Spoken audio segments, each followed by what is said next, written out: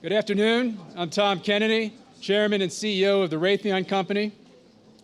And before we start, I'd like to thank Walter, Clark, and the Aspen Institute for a tremendous security forum. Can we give them a round of applause, please?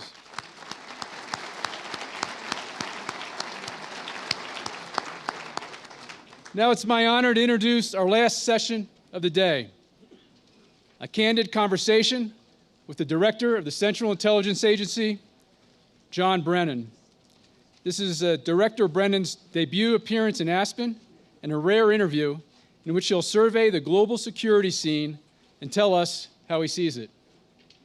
He certainly brings a most unique perspective with his role in managing the CIA's intelligence, collection, analysis, covert action, counterintelligence, and relationships with foreign intelligence services.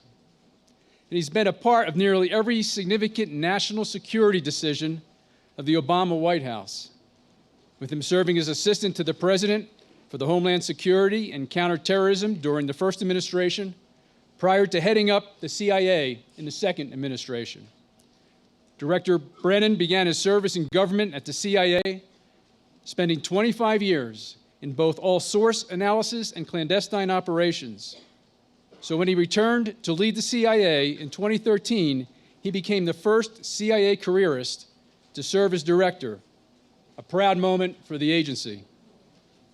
Throughout his career, Director Brennan has honed a rare combination of thoughtful, careful analysis with the ability to make a decision with speed. He calls it like he sees it, is forthright with strong core principles. He's also been at the forefront of change, most recently at the CIA, where he's triggered the most sweeping organizational change in half a century. Given the subject of global security, we're fortunate to have as moderator a top media expert, NPR Counterterrorism Correspondent Dina Temple-Raston, who recently completed research on the intersection between big data and intelligence. So without further ado, let me turn it over to Dina and Mr. Brennan.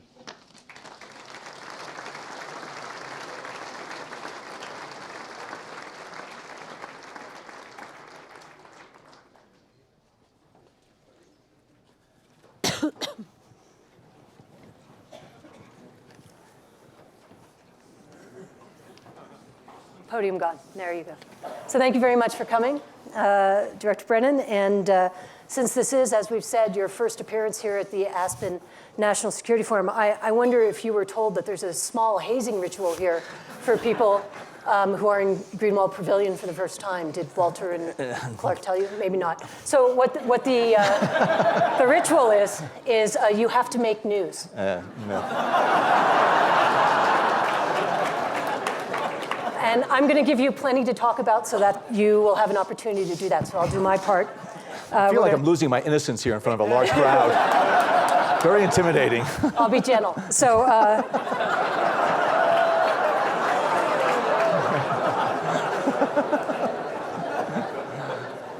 so I wanted to talk to you about ISIS and cyber and Russia and China and Iran and Syria. So we should get through that pretty quickly. Okay. Eric Schmidt of the New York, yeah, look at your watch. So Eric Schmidt of the New York Times just wrote an article a couple of days ago that was talking about a trove of new intelligence that we found in Manbij. Did I say that right? And Brett McGurk has said that it has offered new clues to foreign fighter flows related to ISIS. Some people have compared it to the Sinjar documents that were received quite some time ago. Could you talk a little bit about this trove of documents, why they're important, and how it might help stem the foreign fighter flow to ISIS? Well, whenever we or our allied forces are able to overrun terrorist compounds, we obviously want to gather up a lot of information. I think the best example of how successful that has been was at the Abbottabad compound, when the troops that went in there were able to take out, bags upon bags of information in terms of documents as well as other materials, whether they be computers or phones or whatever else. And so Manbij, which is in the northern part of Syria, where ISIL really had its roots dug in there, and it was used as a place where terrorists would be able to go across the border, both into and out of Syria. It was a place where a lot of the foreign fighters were located and external operations, some of them were generated there. And so this assault by the forces, the local forces there, supported by the coalition and the US military, has been able to gain a fair amount of ground in that area and overrunning a number of those compounds. So that's it's called SSE, the sensitive site exploitation. It's the materials that are taken so that we can use that as intelligence, so we can find out who they are, what connections they have, where they come from, what type of contacts they have, what are their sources of whether it be funding or weapons, whatever else. So just like in Abbottabad, the take in Manbij has the potential to really provide us new and additional insights that we can use to destroy ISIL. And are they dossiers of foreign fighters, where they're from, how they're connected, or is it can be all of the above. It could be, as I said, hard copy documents, as well as phones or computers or other types of things. And so the exploitation of that is very important. If it's text documents, you can sort of see it and read it or whatever. Sometimes, obviously, a lot of translations, because it's not just Arabic. There are a lot of other languages that are spoken by a number of these individuals. But if it is some type of media, computers or phones, sometimes it takes a while to be able to exploit it, because you need to be able to get into it, you need to be able to decrypt it if necessary, you need to be able to process it, translate it. And so what we're trying to do is to make sure we're able to use that information in as timely a fashion as possible. And so it's not just in the Manbij area, it's in other areas of Syria and Iraq where coalition and support of the local fighters on the ground have been able to overrun these areas, and we exploit it for intelligence purposes. Okay. So in the last session, Brett McGurk was just talking about Mosul and Raqqa and assaults that will happen there. And I want to ask you what happens after that happens to ISIS. If Raqqa is taken away from ISIS, if Mosul is taken away from ISIS, is there a stabilization plan? And does ISIS become, in a sense, more of an intelligence problem than a military problem, because instead of being in one place that the military can watch or surround, they scatter? Does it become more of a problem for people in your agency? Well, thinking about Raqqa and Mosul, they are much larger than Manbij, and Manbij has been a tough fight. It's street-to-street fighting in Manbij city, and the area around Manbij city also is infested with the ISIL terrorists. Raqqa, a couple 100,000 folks, Mosul over 1 million, and I don't think ISIL is just going to evacuate. Maybe they will, and they may try to find refuge somewhere else so they can use another area to launch their attacks. But I think it's going to take some time, and it's going to be tough fighting. And as you point out, one of the challenges is going to be is once it's assaulted and once it's liberated, what type of security force is going to be able to come in? What type of reconstruction effort is going to be able to be undertaken?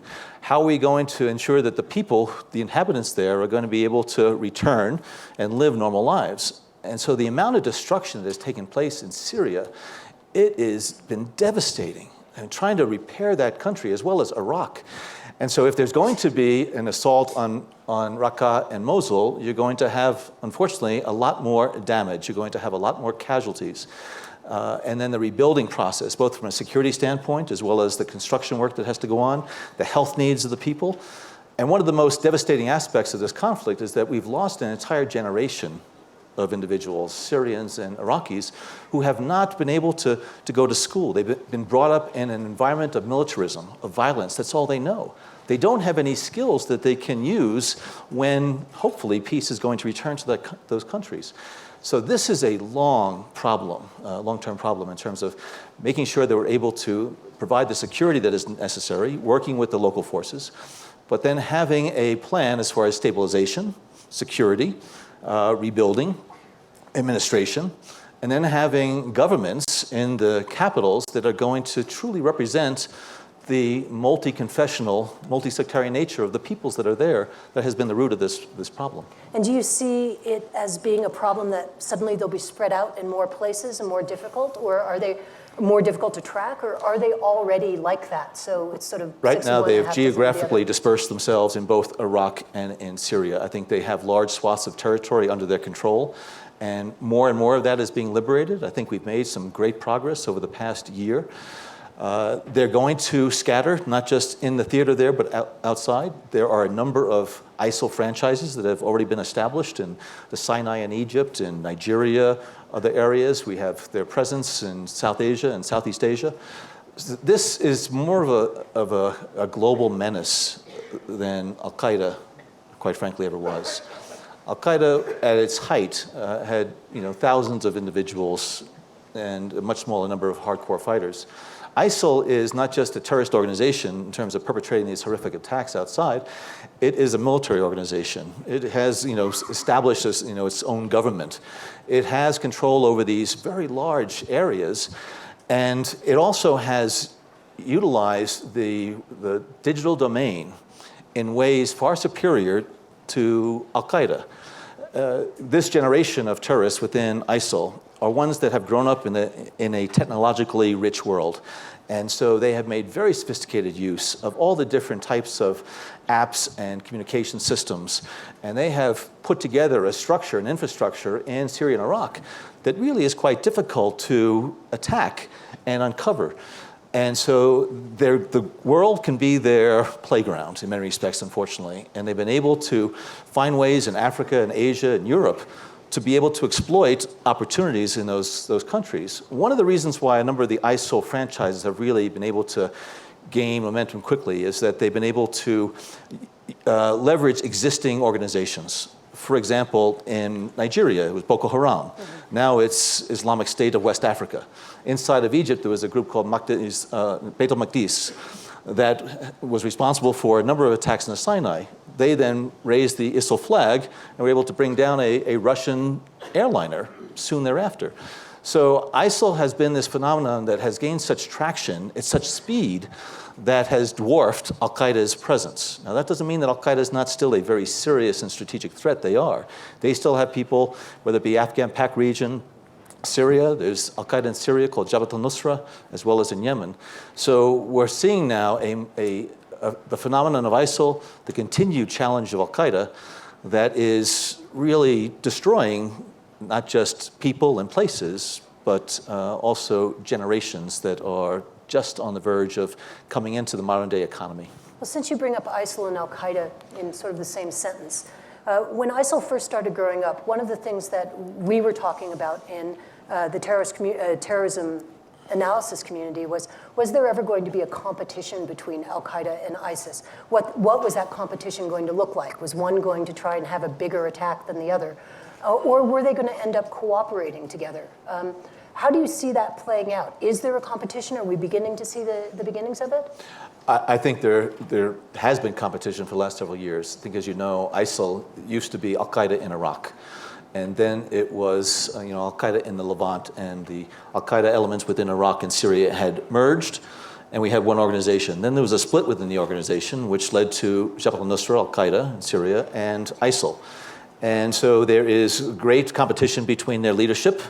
There's also competition between the rank and file. Now, in some areas, they will collaborate on the battlefield. And we see in places, not just in Syria, where there has been this tactical cooperation at times. For example, where? Well, in areas where they both are facing Syrian regime forces. It doesn't mean that they work together in the battlefield. It may mean that ISIL's on one side, Jabhat al-Nusra's on another side, and so the efforts, they're not shooting at each other, they're shooting at a common enemy. Right. But we also see places like Yemen, where ISIL has a foothold, and Al-Qaeda has several thousand individuals there that have launched an insurgency.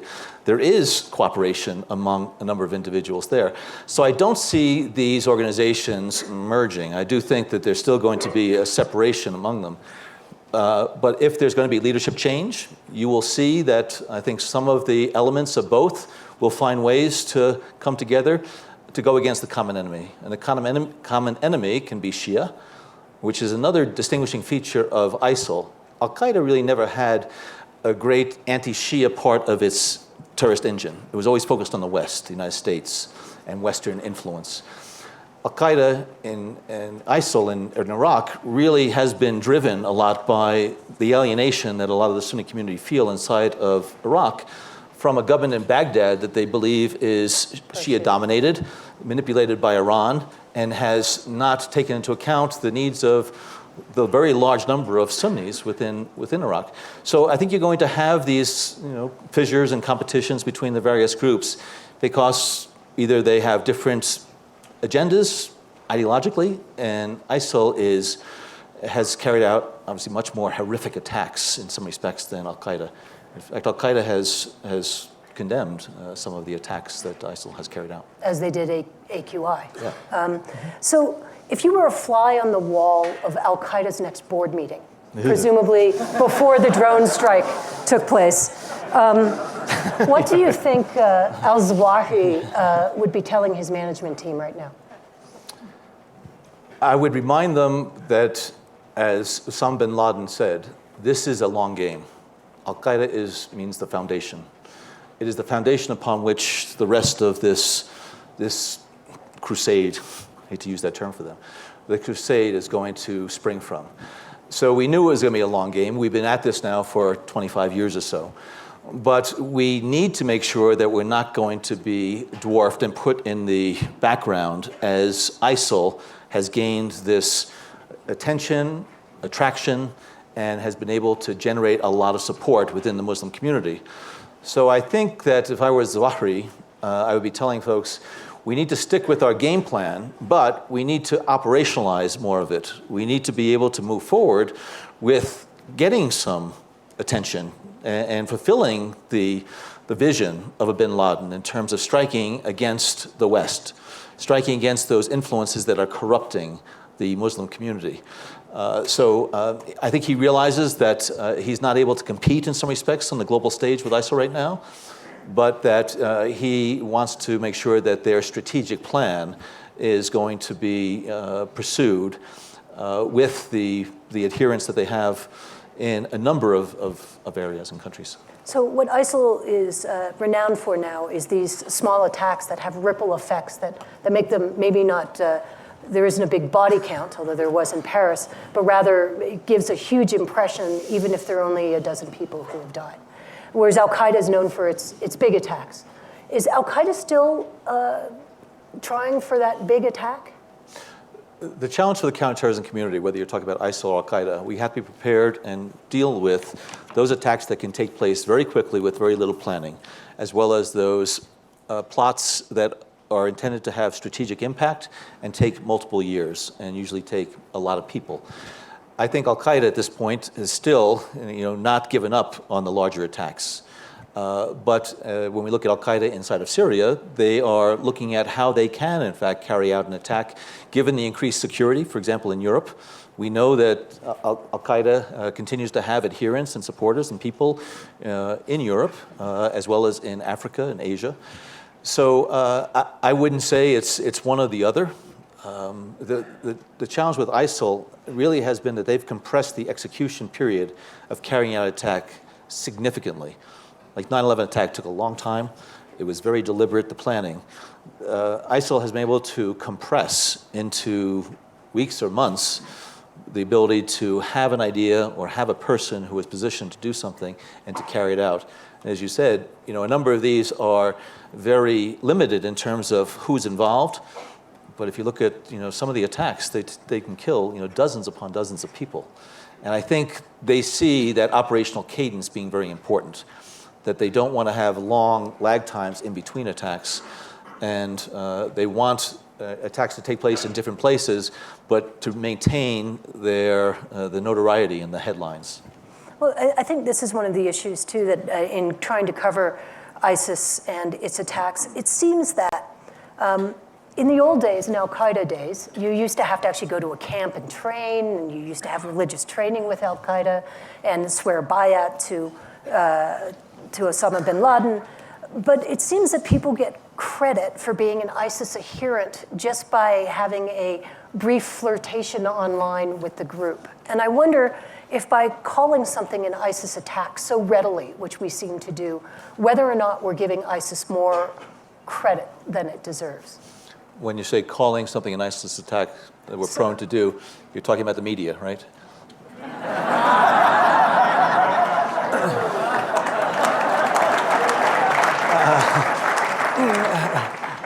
No. I just wonder if you can't say that it's an opportunistic attack as opposed to Well, an I think, as you point out, Al-Qaeda, there was almost talk about hazing, there was almost a rite of passage in order to belong to Al-Qaeda. Right. You had to almost apply, and you had to be vetted, and you were then part of this secret club. ISIL is much different. You don't have to have that type of sort of application process. They have trumpeted, who they are, and they want to have adherents, whether or not you are with us in this theater or you're far away. You can demonstrate your adherence and your allegiance to what it is that we're trying to do by your actions alone. And that's why they have made great use of the internet in terms of directing people, encouraging people, giving them instruction about how these attacks can take place. And so when something happens and we look and see whether ISIL is going to claim credit for it, sometimes I think ISIL doesn't know themselves, and I think most times they don't. If somebody who has been incited and encouraged by ISIL, they have no idea if that was the real motivation. Even if somebody is found with literature in their apartment that might reflect, sort of ISIL's, narrative, that doesn't mean that they carried it out for that. It may mean that they, woke up that day and wanted to commit suicide and wanted to take others down with them. But it is part of ISIL's strategy to have people that they can deploy directly, that they can support directly, as well as to encourage and provide indirect direction and incitement to individuals. So they will claim credit for a lot of things, and they feel as though this is part of their brand, as opposed to Al-Qaeda, which I haven't seen Al-Qaeda really try to embrace actions that were taken that didn't have Al-Qaeda's fingerprints, operatives, or somebody as part of it. And that was always Al-Qaeda's rules of the road, right? That attacks needed to be certified by the center in some way. Yeah, and as we saw, including from some of the materials that were taken from the Abbottabad compound, bin Laden was very concerned about the large number of Muslims that were dying in Al-Qaeda attacks, and felt as though the Al-Qaeda brand was really tarnished as a result of that. And we're trying to have them be much more surgical so they wouldn't go after Muslims, they would go after, in their view, the non-believers. ISIL, as we see, has killed in very, demonstrable ways Muslims of all different stripes, and not just Shia, Sunnis, who they believe are, apostates because they have not joined the ISIL bandwagon. So, they have a very broad aperture in terms of who is eligible to be killed as part of their terrorist agenda. Well, I think Al-Qaeda is willing to absorb collateral deaths, but the focus of it, I think, is still that sort of Western influence that they believe has pervaded their communities. So let me shift gears just a little bit. We've been talking a lot about Syria while we've been here the last couple of days. As you see it, what's the end game there? Boy, I hope there's an end game in Syria. I really do, because of the destruction that has taken place in that country. And it is a remarkable and beautiful country, and it certainly was. Beautiful people that has been now beset by this. I believe that there's going to be no end game, even in sight, as long as Bashar Assad stays in Damascus. Because he is, in large part, the reason why so many Syrians are fighting. And when I'm talking about the Syrians, I'm talking about good, bad, and the ugly. Whether or not you're talking about the Free Syrian Army, those that defected from the Syrian government and the army to fight against the dictator who was lobbing Scud missiles and chemical shells onto his people. But also all of those who have taken up the terrorist or extremist banner as well. So we need to be able to have some sense that Assad is on the way out. There can be a transition period, but it needs to be clear that he is not part of Syria's future. Until that happens, until there is at least the beginning or the acknowledgement of that transition, you're going to have Syrians dying, continue to die, because many of them are trying to reclaim that country for the good of Syria's future, but many of them also want Syria to be the safe haven for terrorists.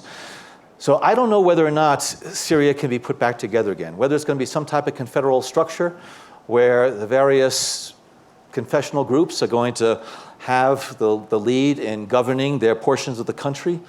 We've looked at the different parts of the country and which ones could be self-sustaining, which ones would rely so much on sort of external assistance. Most of the people in Syria are in that western spine of the country. The large portions of the eastern part of the Syria are desert and limited urban centers. So I don't think also you're going to be able to have some semblance of tranquility in Syria until you're also able to address the Iraq issue. And that's why I think this administration, President Obama, gets a lot of credit for trying to look at what we need to do in both countries so that they can, what we're doing is going to be complementary to this effort. But we're still a long way from having, I think, the governments in both capitals that are going to be viewed by the bulk of the population as being representative of the peoples of both countries. And Syria has a much greater mix of individuals in terms of religions and backgrounds and ethnicities than Iraq does. I mean, Iraq still has quite a few, but in that western portion of Syria, years ago they would live side by side. Christians and Shia and Sunni and even Jews that were there.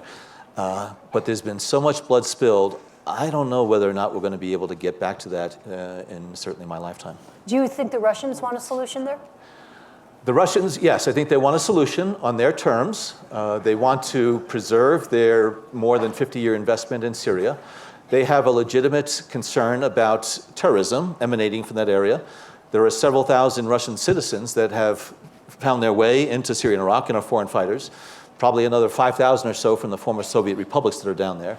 So terrorism is a concern, and they see what is happening. At the same time, they want to keep Bashar al-Assad regime in power. And we've worked with the Russians, and we're continuing to try to work with the Russians to convince them that there needs to be a political path into the future for Syria, because this is not going to be resolved on the battlefield. You know, several 100,000 individuals have died as a result of this conflict, and if Assad stays there, I think we're going to see more carnage.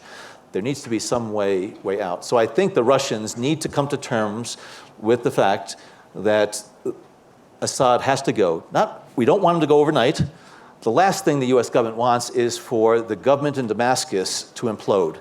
We don't want to collapse that government. We want to maintain the institutions of governance, because they are the ones who are going to have to pick up the pieces.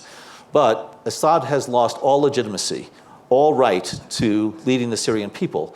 And as soon as he starts heading toward the exit ramp, I think we're going to make progress so that we can use the guns that are fighting with each other now, like the Free Syrian Army against the Syrian military, use those guns and that energy against the terrorists so we can purge that area. But that's why I think what we're trying to do is work the military front, work the security front, as well as the political front. And I wish the Russians would pay more attention to the political front. So there's been a debate that's basically been going on for the past couple of days here in Aspen over whether Putin is a tactical thinker or a strategic thinker. He's a misguided thinker. That's not a choice. Okay, then he is in the tactical side of the thinking arena. Help us understand Putin a little better, because I would think that if he was a strategic thinker, you could try and anticipate what he was going to do. But if he's a tactical thinker, doesn't that make it harder for you in the intelligence community, to try to anticipate what he'll do next? Right, and what we try to do in the intelligence community, whether it's a Putin or somebody else, we identify what are the factors, what are the drivers behind his actions, what are the considerations in terms of what he's trying to achieve. So you look at Ukraine. It was an emotional reaction there. He was very concerned that Ukraine was drifting westward, was going to join the EU and NATO, whatever, and he was going to stop it at whatever cost. So he was able to go into Crimea and basically annex it, and then take control through the separatists of the eastern part of Ukraine. Now, sanctions are still in place against Russia. It continues to face serious economic problems. We're no closer to having a solution inside of Ukraine. And so where does he go from here? Well, he's hoping that over time that the West and Europe and the United States are going to get tired with the sanctions regime. No. Now in Syria, he moved into Syria in September of last year with major military force to stop the collapse of the Assad regime. And the Assad regime was really on its back heels, and the opposition was doing much better. So he's in there now, and he's trying to buck up, and he has improved the position of the regime forces on the battlefield. But where is he going from here? What is he going to do as far as the political steps that are going to try to address the longer term and strategic challenges that he and we face so that he can preserve his interests? Syria is the most complicated issue I've ever had to deal with in my national security career. bar none, because there are so many internal and external actors, so many factors. A lot of our objectives are in direct tension with one another. But I see Putin playing checkers here, when this really is a 5-dimensional chess game. And you really need to be very careful and deliberate in terms of how you move your pieces, because it will affect your position in one of these other strata. And I don't see Putin doing that. I think he has used brute force, whether you're talking about Ukraine, you're talking about Syria, and he's hoping that the chips are going to fall in the right place. Now, I think he's been able to achieve a fair amount of tactical progress, but as far as the longer-term effort, my money's still on the United States. And the longer-term effort, how would you explain what that is?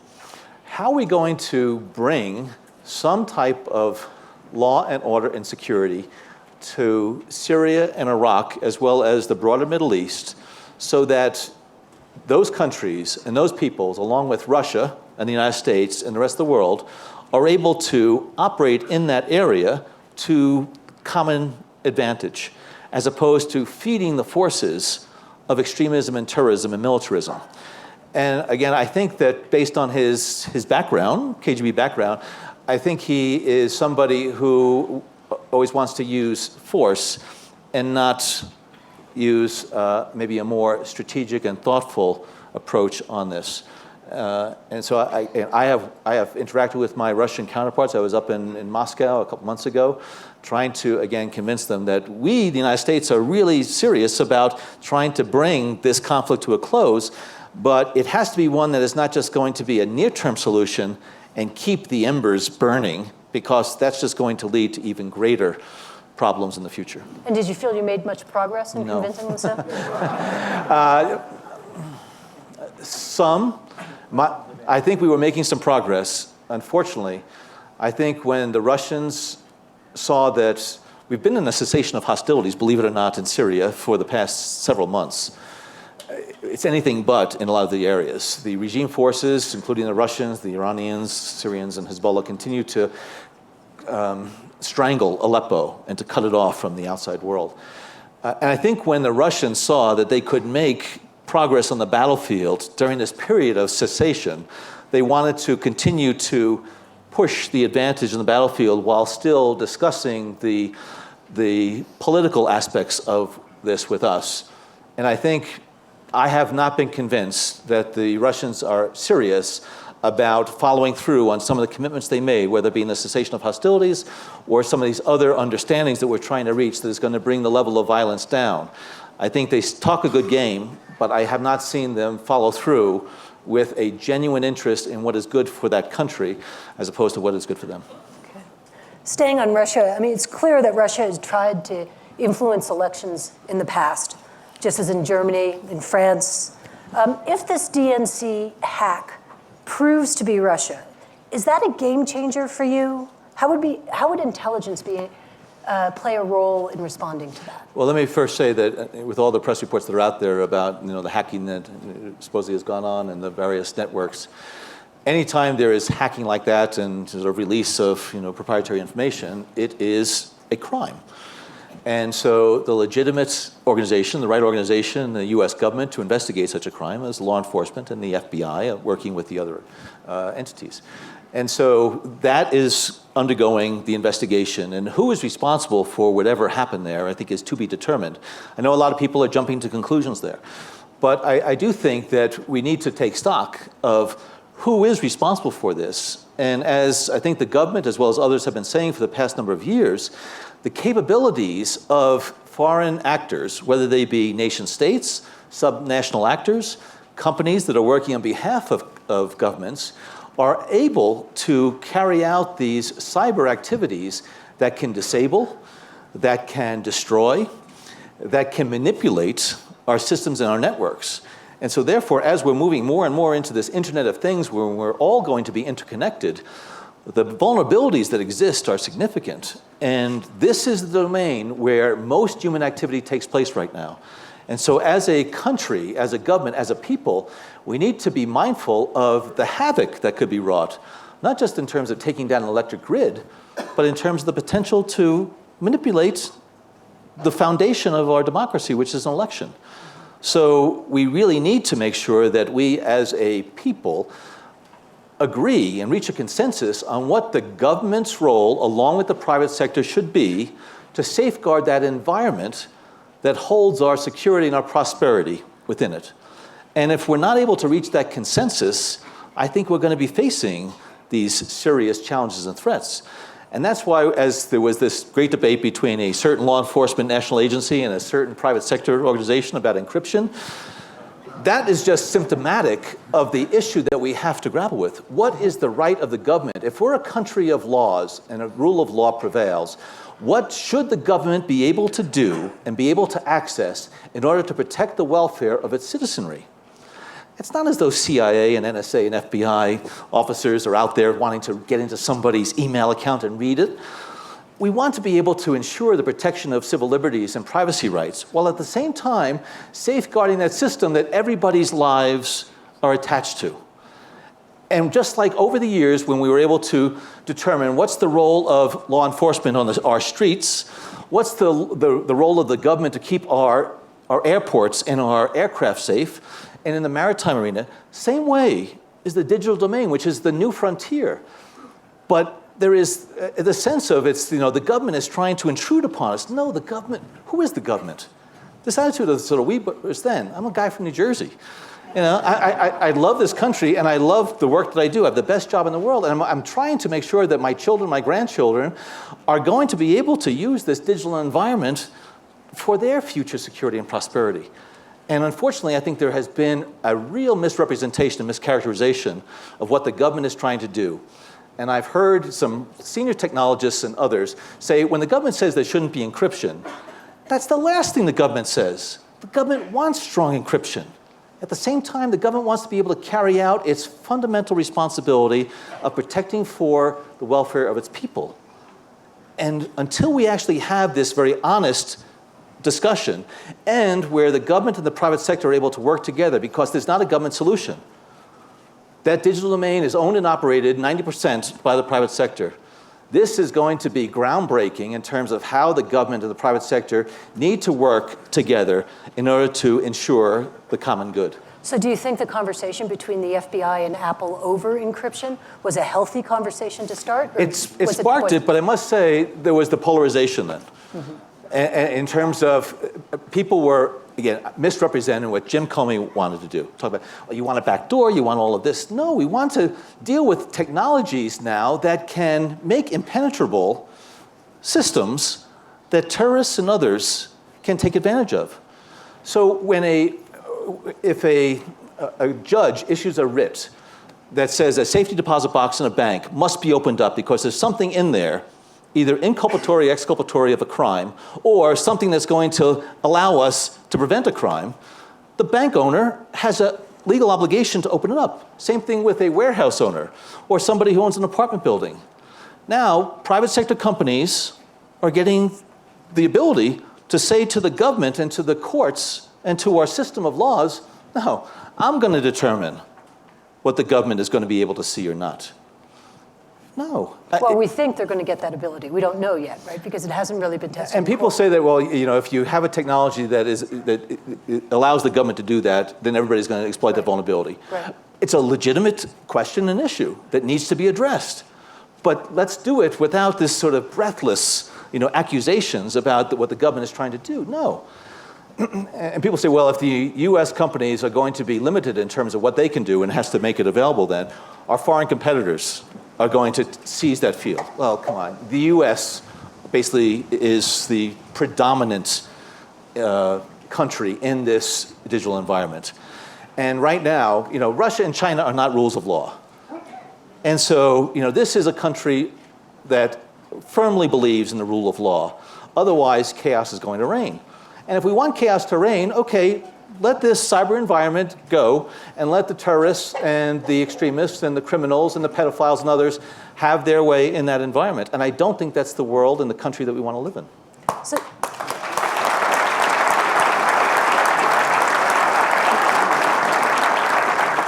I just want to turn to one more thing, and then we'll go to questions. And you mentioned China. And we haven't talked very much about China the last couple of days here at the Security Forum. And it's been an adversary in two big areas, one on the hacking issue and the other in the South China Sea.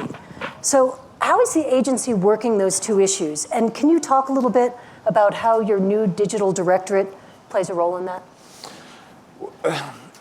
We established the digital directorate because that digital environment affects our profession just the way it affects everybody's lives. And so how we operate around the world, we have a responsibility. Can you explain what the digital directorate is? The digital directorate is the unit within the CIA that has responsibility not just for protecting our systems and networks and databases, but also being able to understand all the implications of that digital environment. So we have to operate clandestinely around the world. In order to do that clandestinely, you don't want to have your identity of CIA revealed. But now with all the biometrics that are out there and the CCTVs that are out there, as well as anytime you use your ATM or you use your credit card, you create digital dust. And we all have forensic history that we continue to accrue every day that we're operating in terms of where we do something, what we do. So agency officers, when they come into the agency as new employees, they already have a digital history. And sometimes we operate under different types of cover legends. Right.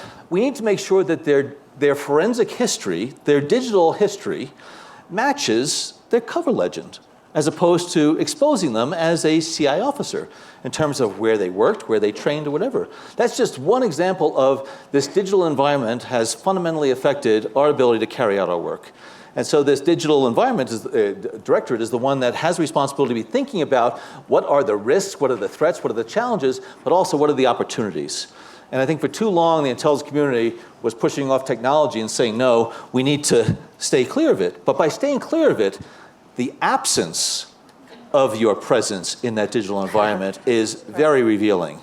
The absence of your activity means that you are not like others.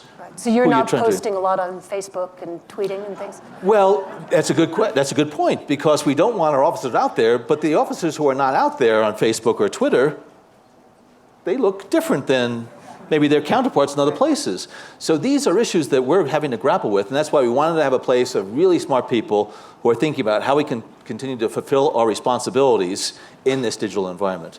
Now with China, they have this rapacious appetite on virtually everything in terms of commercial, trade, business around the world, as we well know. And that digital environment is one that they readily exploit. And we have called them on it a number of times in terms of the types of things that they're doing to just rake up and vacuum up things that are going to advance their economic interests, their commercial interests. Now, we all operate in that environment, but there are some things that we consider to be sort of, off limits. And so we've had serious conversations with them at the highest levels of government. Whether or not now they're not doing it as much, whether they're being more careful when they do it, because I think there was a bit of sloppiness on the part of some of them, and that's why they were caught. But if they're doing things against US companies or in US soil here, they are breaking the law. And good on the FBI for holding individuals who are participating in that accountable. But one of the real challenges in the cyber realm is that a lot of times these nation states or countries will use a couple of cutouts. So it's 2 or 3 hops before you get back to the intelligence agency, whatever that's doing, and say, aha. But it's attenuated, so it's much more difficult for attribution purposes. The South China Sea, I was out in Singapore about 6 weeks ago or so at the Shangri-La conference and met with all my ASEAN, my Southeast Asian counterparts, talking to them about the United States. Although we have all these other issues we're grappling with, we still believe very strongly in our interests in Asia and our relationships with our partners and our allies out there. And with the South China Sea issue, China and a number of countries have disputed claims over these either islands or outcroppings in the sea. And China is an adherent to the Law of the Sea Treaty, and there is a mechanism for resolution of disputes. They refuse to acknowledge that, as the recent ruling that came out in favor of the Philippines. Now, a big country like China and a lot of the smaller countries in Southeast Asia, how fair is that in terms of dispute resolution, unless you have an independent third party?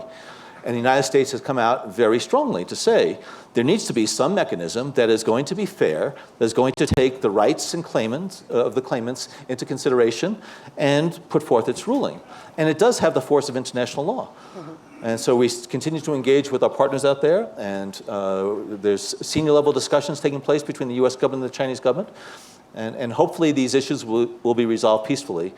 But we are not ignoring, we're not turning away in any respect China. In fact, as President Obama said, we have an Asia pivot to make sure that our presence in all of its dimensions, political, economic, military, security, is felt by the folks out there. Let me take you back just briefly to digital dust, and in particular, the hacking of the OPM files and the 21 million pieces of information that disappeared from OPM's files. Does that make it harder to have someone who's in your agency do their work, enter China? Have you seen any sort of blowback from that their digital dust basically is now in the hands of someone else? Any type of pillaging of U.S. data systems, federal government data systems, is a problem for government agencies, whether or not it's identifying information about individuals or programs or the work that we're doing. And so the OPM was a very good example of a very large-scale theft of data that was proprietary to the US government. But a lot of the legacy practices and databases that were put in place when computers first came on board remain today, and trying to protect them and now change a lot of your business practices overnight because of the vulnerabilities and the ability of these countries and others to ravage them, it takes time. The federal government is a big, big organization, an enterprise. And so what we're trying to do, and the work that's being done by the White House, Lisa Monaco is here and has the lead for the White House on the cyber front, I think making a lot of progress on trying to better protect our systems so that we have confidence that they're not going to be stolen and then used against us. So you haven't seen any indication that so far it's been used against people who work for your agency who are trying to travel around? We are tracking that and other issues very closely. Okay. Did you want to say more about that? Not to you. Not to me. Okay. Rats. Okay. Just really quickly, I wanted to just ask a quick question about Iran, and then we'll go to questions. Given the agreement that's occurred, do you see a change in the conversation or a tenor in the conversation? Are you experiencing any change as a result of the nuclear agreement? I think it was the right thing to do in terms of preventing Iran from pursuing this nuclear weapons program. It was a boost for President Rouhani, who we consider to be much more moderate than a lot of other elements within the Iranian government. He needs to have continued traction in order to gain more support. There is tension between hardliners and moderates within the Iranian government. When we talk about Iran, frequently people consider it a monolith. It's not a monolith. Just like the U.S. political system, there are differences within the environment. And so we're watching this very carefully as they go to their presidential election next year in terms of how this balance and this tension that exists within the government. But Rouhani, I think, has demonstrated his interest in bringing Iran back into the community of nations. My concern is that I think a lot of Iranians were thinking that there was going to be a windfall in their personal lives as the monies was freed up. This is going to take time. The money, the revenue that's flowing into Iran is being used to support its currency, to provide monies to the departments and agencies, build up its infrastructure. And so it's going to be a while before the effects are felt more broadly among the Iranian people. It will happen, but it's going to take some time. And are you and people in your agency feeling any effects? Does it seem like the relationship is more positive, or is it too early to My tell? relationship with Iranians? Yeah. I don't have a relationship with Iranians. So it hasn't been affected one whit. It hasn't. Do you feel a difference in the tenor of the relationship, or not particularly?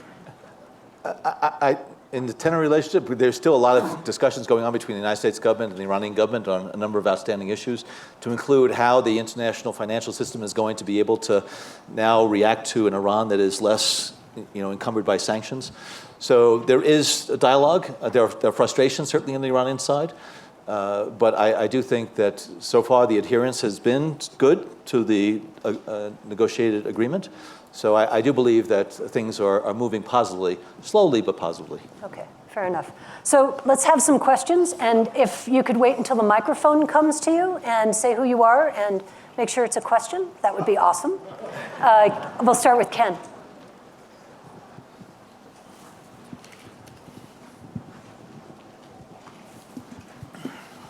Thanks, Dina. Director Brennan, thanks for doing this. Ken Delaney with NBC News. Can I just press you a bit on the hacks? Because as we've been sitting here, the news is broken that the Hillary Clinton campaign was hacked. And government officials are telling us and other news organizations that there's really not any doubt that Russian intelligence was behind this. That the only question is whether they leaked it to WikiLeaks. And understanding that you're not going to comment on classified intelligence sitting here at this podium, can you at least talk to the question of if a foreign adversary is found to be interfering in our electoral system, isn't that a game changer? Doesn't that go beyond the typical espionage tit for tat? Again, these incidents are under investigation. I'm not going to comment on an ongoing investigation, irrespective of what some anonymous officials out there might be saying in terms of who's responsible for it. And when it's determined who is responsible for this, then there will be discussions at the highest levels of the government, fed by the results of that investigation and the intelligence professionals, about what the right course of action should be. Obviously, interference in the U.S. election process is a very, very serious matter. And I think certainly this government will treat it with great seriousness. That's all I can say at this point. Do you see, regardless of who did it, do you see this as a game changer?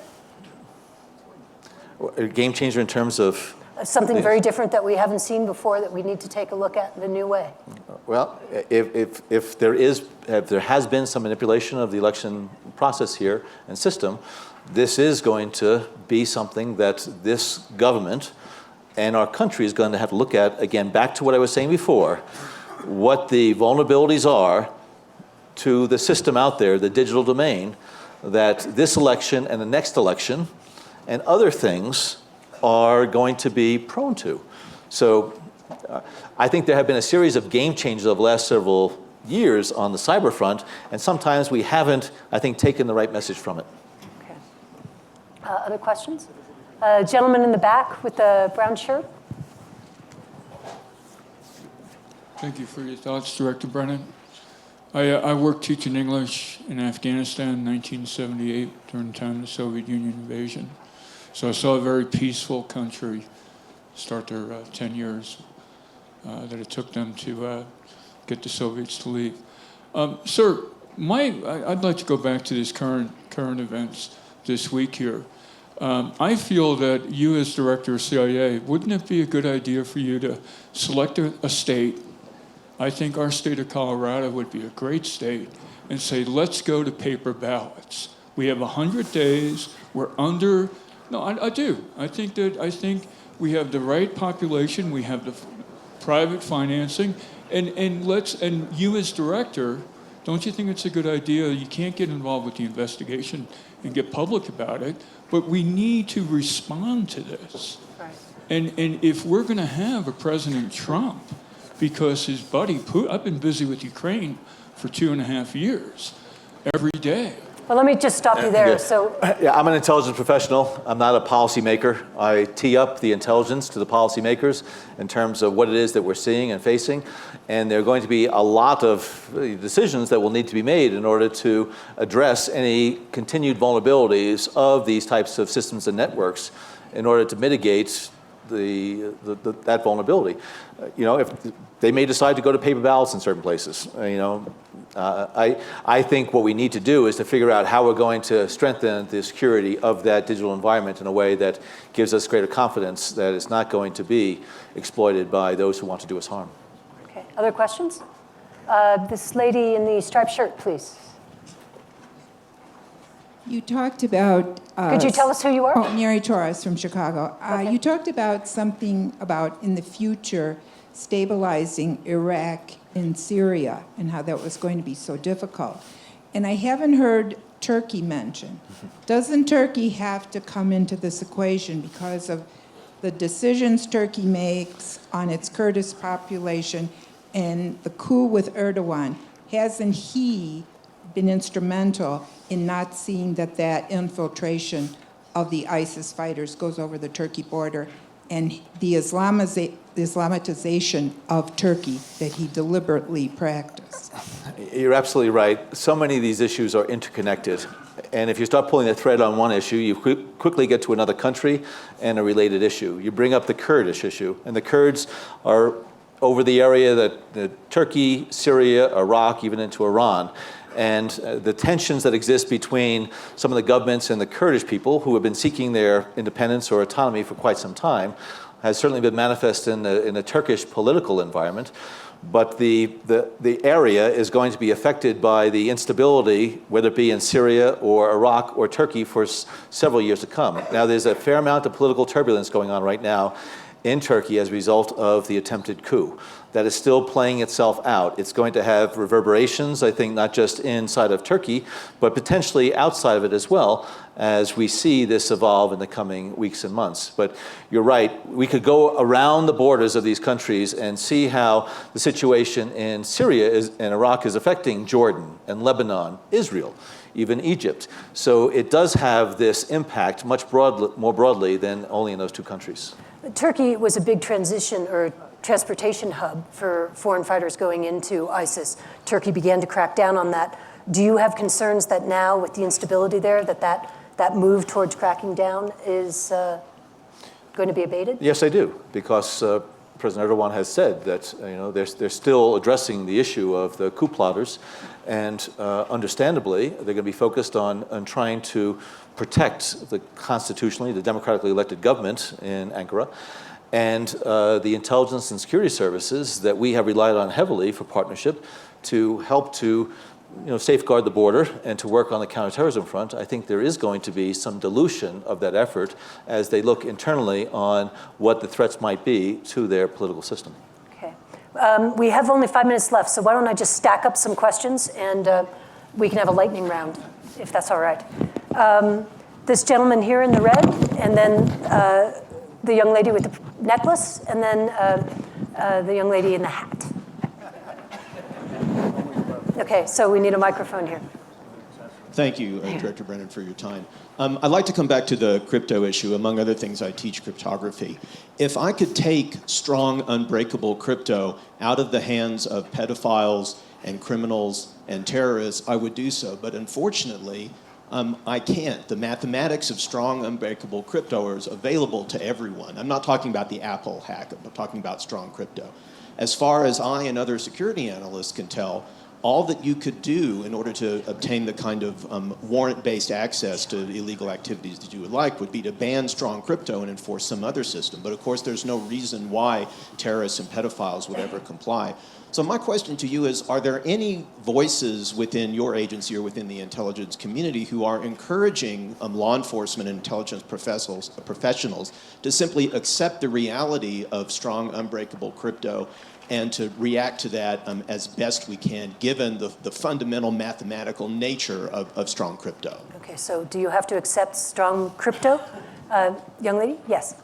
Hi, I'm Mara Vistendal. I'm here with Foreign Policy Magazine. And so you alluded to the fact that the nature of cyber attacks from China has changed. And I wonder if you could expand on that.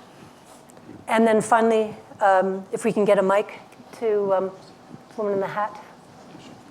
Thank you. Perfect. Hi, thank you. Karen Brooks, Council on Foreign Relations. The chairman of the NIC earlier today, in foreshadowing the upcoming global trends, cited China as one of two major question marks in terms of global uncertainty in the next 5 years.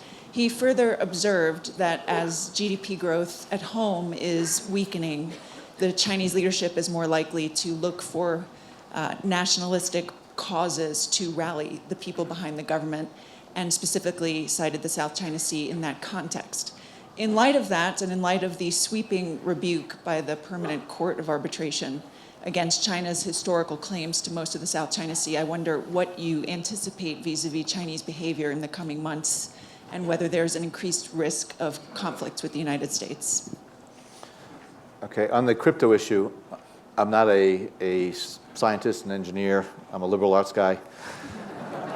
I'm a wannabe engineer, I really am. I'm amazed and fascinated at all the things that science can give us and engineering provides, and the tremendous innovation and creativity within this country, particularly.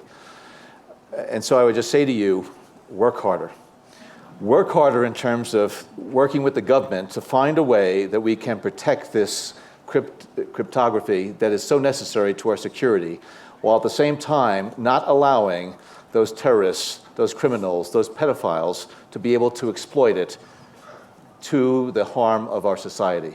And I don't know what the solution is, but what we need to do is optimize our security and minimize the opportunity for these individuals to take advantage of the tremendous evolution and revolution that we've experienced in the technology realm. So let's try harder. On the issue of cyber attacks in China, I don't think I said that they changed. I said they may have changed from the standpoint of, I think they were pretty obvious in many respects in terms of what they were doing, which is the reason why I think they were caught a lot. I do believe that we have seen less incidents of these types of attacks, but I don't know whether or not it is a result of their realizing that it's tarnishing their national brand and it is hurting them commercially, politically, and economically, or whether or not they're just getting better in terms of being able to hide their fingerprints on this. So I think the jury is still out on it.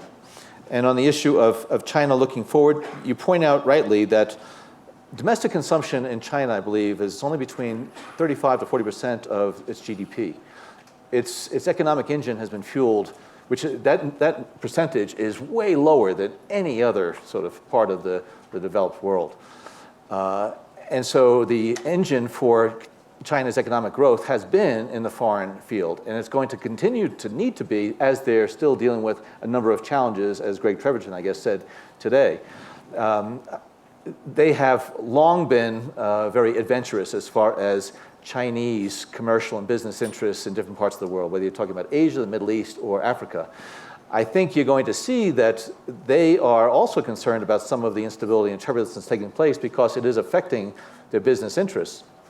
And so I think you may see more of a security dimension, even more of a potential military dimension to some of this Chinese expansion as a way to protect their interests and to strengthen some of their relationships with these countries that they have invested in over the years. In the past, I think their relationship with a lot of these countries were purely economic and commercial. I think what we're going to see is more interest on the part of China to bring a military dimension to it. And sometimes that could be through intimidation, if the South China Sea is an example, or it could be by providing the type of attractive benefits that go along with that type of Chinese investment. Well, thank you very much for being with us. Please, thank you, Director, for being with us. I'm going to try and get you out of here. If you could just